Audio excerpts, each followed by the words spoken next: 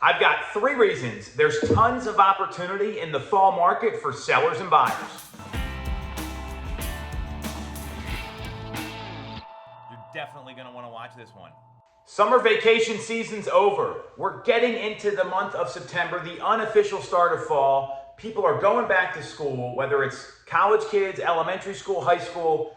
There's a return to normalcy in the Northeast. There's a return to normalcy in the greater Philadelphia area. And there is no question we've seen a little bit of a deceleration in activity and in the fever pitch market that we've been going through since the beginning of 2020.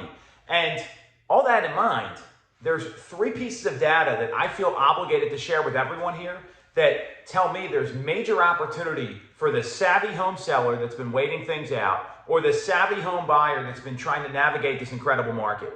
So let me break it down for you.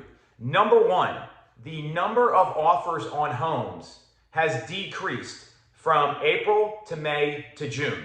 We're waiting on the July data now. It's a little bit of a lag factor. In the month of April, we saw an average of 5.5 offers on every home that was placed on the market in the country.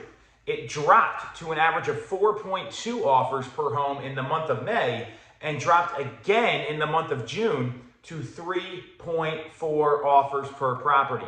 So what that tells me is that the seller that's been a little hesitant about jumping into the market and trying to figure out where they're going to want to go, there's going to be less competition for you. And the same goes for the buyer that's been trying to find something and has a home to sell or is a first-time buyer. There's just going to be a little less competition. That tells me you're not going to have to get as aggressive with the terms of your offer, like waiving everything, appraisal gaps, going $50,000, $70,000, $100,000 above the asking price. And obviously this is all situational. It's going to make it a little easier. I'd rather compete against 3 or 4 buyers than 5 or 6 buyers. So that's a great piece of data for those people that have been waiting things out, whether you're a home seller or you're a home buyer in the current market. Number 2, the national supply of homes, and I'm going to give you the local supply here in a second, has jumped from a 2.2 month supply at the beginning of April to a 3-month supply at the end of June. May not sound like a lot, but we're talking about 0.8 of a month here, or really that's more than 30% of what we were seeing in April. So that's a major jump in increase in inventory. And what we're seeing locally here is that in April, we saw anywhere from a 0.6 to 0.7 month supply. So basically 2 to 3 weeks of inventory in the suburbs and a little over 2 months in Philadelphia. And now at the end of July, what we saw is that inventory rose to above a month supply in Chester, Delaware, Montgomery counties.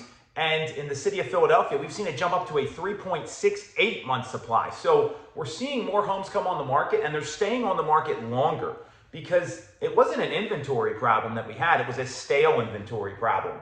So we're seeing homes last on the market a little longer, and that benefits both sellers and buyers in this way. Sellers, the benefit here is you're not going to be pushed up against the wall by buyers that want an answer in a couple hours on an offer on your home. And that's going to allow you to make a better, well-informed decision. And for buyers, it's going to give you the ability to, if you act quickly, you can likely beat the competition as long as your offer is going to knock the socks off the seller. So more time leads to better decisions. And as we see inventory jump up, the way buyers benefit and sellers that are trying to find a place to go, you're going to have more options to choose from.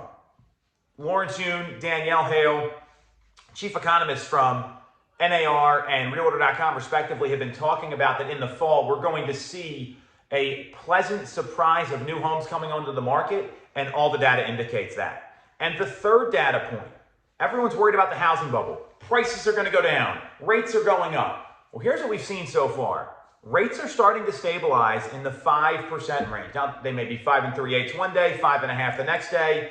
They're in the 5 range. That's down from that peak of north of 6 that we saw earlier in the year. So that makes homes more affordable, which benefits buyers, and it benefits sellers because buyers can afford more. The same payment on a home allows you to afford more property, afford a higher price. So that's really good news for everybody. The cost of money went down a little bit. And secondly, all the major economic organizations that report on expected home price appreciation are telling us the average of the major 7, Fannie Mae, Freddie Mac, the Mortgage Bankers Association, CoreLogic, Ivy Zelman, I can put all the slides up here. And we're going to put these slides up actually throughout the video so you can see this stuff.